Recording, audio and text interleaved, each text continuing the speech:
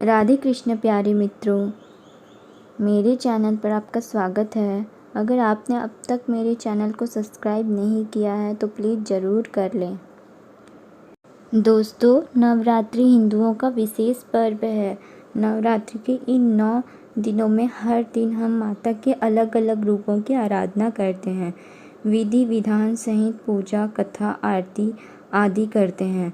आज मैं आपके लिए नवरात्रि के 8वें दिन की कथा लेकर प्रस्तुत हुई हूँ। नवरात्रि में अष्टमी के दिन माँ महागौरी की पूजा की जाती है। महागौरी को माँ दुर्गा की 8वीं शक्ति कहते हैं। महागौरी के तेज से ही संपूर्ण विश्व प्रकाशमान है। माता का स्वरूप अधिक गोरा होने के कारण इन्हें महागौरी कहा जाता है। वास्तव में कई वर्षों तक कठोर तप के कारण माँ पार्वती का रंग मलिन हो गया था। भगवान शिव ने इनको गौर वर्ण का वरदान दिया, जिससे वह महागौरी कहलाईं।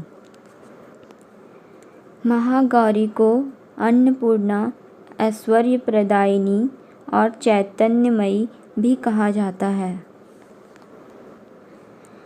महागौरी की आराधना करने से अलौकिक सिद्धियां प्राप्त होती है। इनकी उपासना करना अत्यंत कल्याणकारी होता है।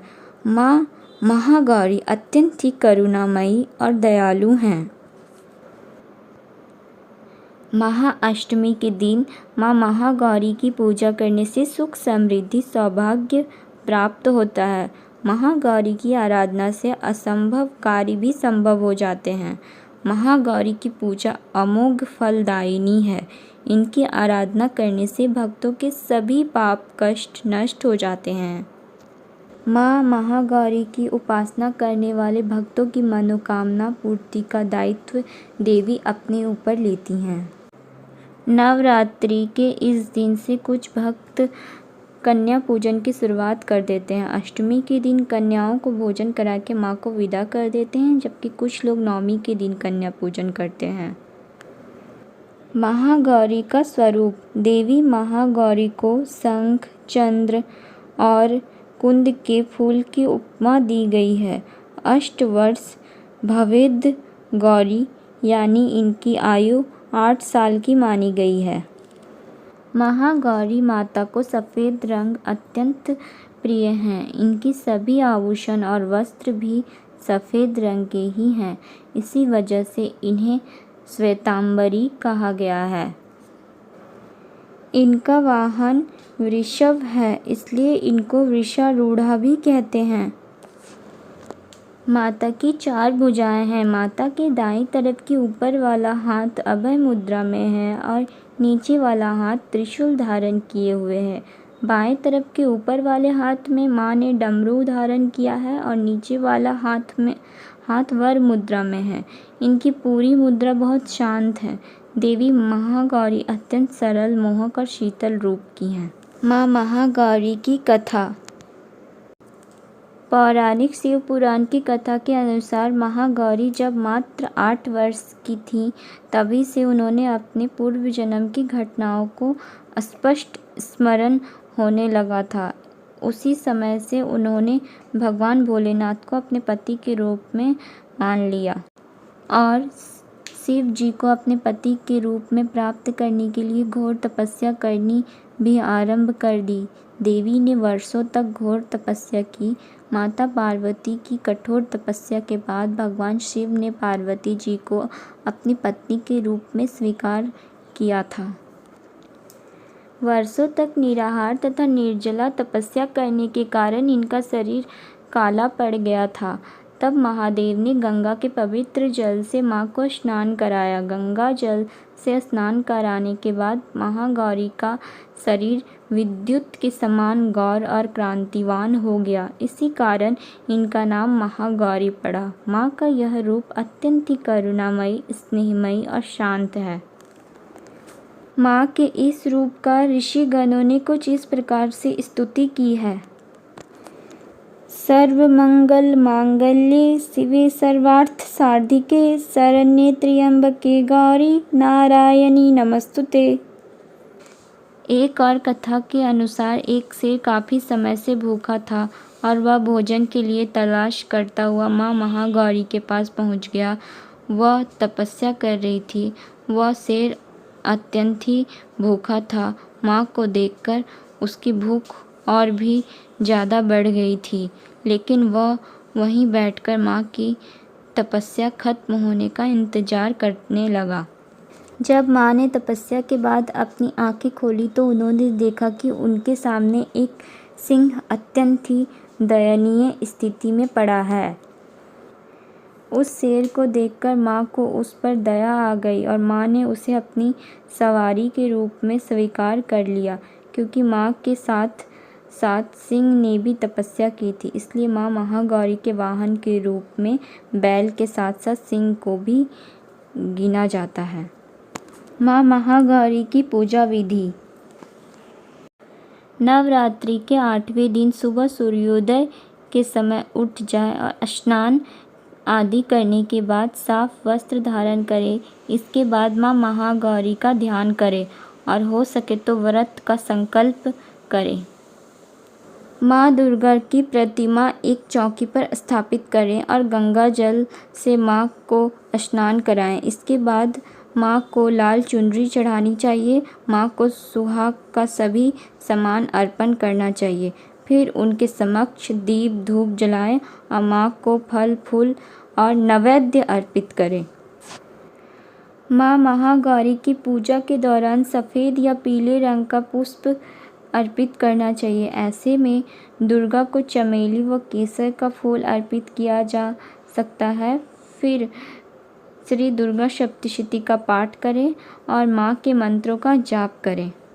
माँ को हलवा, चने और पूड़ी के प्रसाद का भोग लगाएं। इसके अलावा माता महागौरी को पंचमेवा का भोग भी अवश्य लगाएं।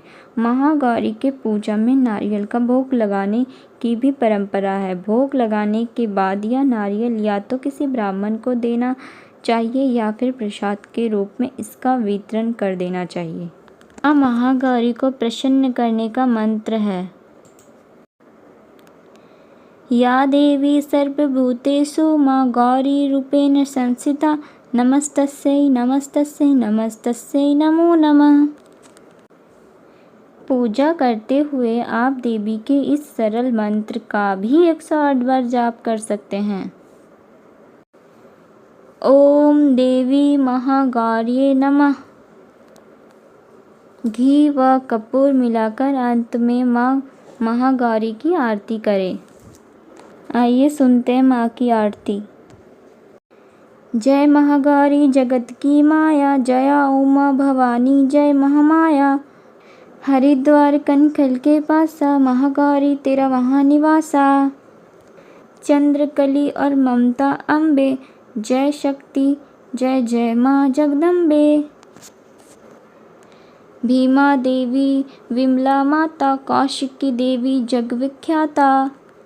हिमांचल के घर गौरी रूप तेरा, महाकाली दुर्गा है स्वरूप तेरा। सती सत हवन कुंड में था जलाया, उसी धुएं ने रूप काली बनाया। बना धर्म सिंह जो सवारी में आया, तो शंकर ने त्रिशूल अपना दिखलाया। तभी माँ ने महागौरी नाम पाया, शरण आने वाले का संकट मिटाया। शनिवार को तेरी पूजा जो करता, माँ बिगड़ा हुआ काम उसका सुधरता। भक्त बोलो तो सोच तुम क्या रहे हो, महागौरी माँ तेरी हरदम ही जय हो। नवरात्रों की माँ कृपा कर दो माँ, नवरात्रों की माँ कृपा कर दो माँ।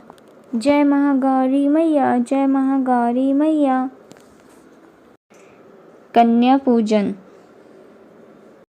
अष्टमी में कन्या पूजन का महत्व भी है। कई लोग इसी दिन अपने व्रत को पूर्ण करते हैं तथा कन्या पूजन भी करवाते हैं। अगर आप भी ऐसा करते हैं तो 9 छोटी कन्याओं को घर बुलाकर उनका पूजन करें, उन्हें भोजन कराएं। भोजन करवाने के बाद सभी कन्याओं को उपहार दें और उनका आशीर्वाद लें। अगर आप नवमी को कन्या पूजन करवाते हैं तो अपना व्रत आगे बढ़ाएं, फिर 9वें दिन कन्या पूजन करके व्रत संपन्न करें। पूजन करने के बाद कुमारी कन्याओं को भोजन कराने और उनका पूजन करने से माँ की विशेष कृपा प्राप्त होती है।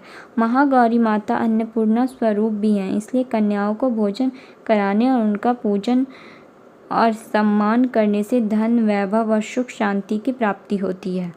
माँ महागौरी की पूजा का महत्व। माँ महागौरी की पूजा करने से अलौकिक सिद्धियों की प्राप्ति होती है। माँ की आराधना से समस्त पापों का नाश होता है, सुख सौभाग्य की प्राप्ति होती है और हर मनोकामना पूर्ण होती है। महागौरी को सभी सुहागिनें पूरा श्रृंगार चढ़ाकर अपने पति की लंबी उम्र की कामना करती हैं, तो वहीं कुंवारी लड़कियों को माँ भवानी की पूजा करने से योग्य वर की प्राप्ति होती है। महागौरी अपने भक्तों के प्रति बहुत दयालु रहती है। माँ भक्तों को मनचाहा फल देती हैं। देवी महागौरी की कृपा से असंभव कार्य भी संपन्न होते हैं। माँ की विधि विधान से पूजन करने से उनके भक्तों के जीवन के सभी कष्ट दूर होते हैं। इसलिए नवरात्रि की अष्टमी के दिन माँ महागौरी का ध्यान, पूजन, आराधना भक्तों के लिए सदैव शुभ रहता है। माँ महागौरी की कृपा से उनके साधकों के जीवन के सभी कष्ट समाप्त होते हैं और उन्हें जीवन के सभी सुखों की प्राप्ति होती है। उम्मीद करती हूँ कि आपको नवरात्रि के 8वें दिन की कथा सुनकर आनंद मिला होगा। शिव और महागौरी की कृपा इस कथा के माध्यम से आप पर हमेशा बनी रहेगी। आइए हम सब मिलकर नवरात्रि के 8वें दिन माँ महागौरी की पूजा और आराधना करें। आप सभी को नवरात्रि की बहुत सारी शुभकामनाएं। अगर यह वीडियो आपको पसंद आया तो प्लीज़ इसे लाइक, शेयर और मेरे इस चैनल को सब्सक्राइब करना ना भूलें। इससे मुझे और वीडियो पोस्ट करने की प्रेरणा मिलेगी। मिलते हैं बहुत जल्द एक नए वीडियो के साथ। जय माँ अम्बे।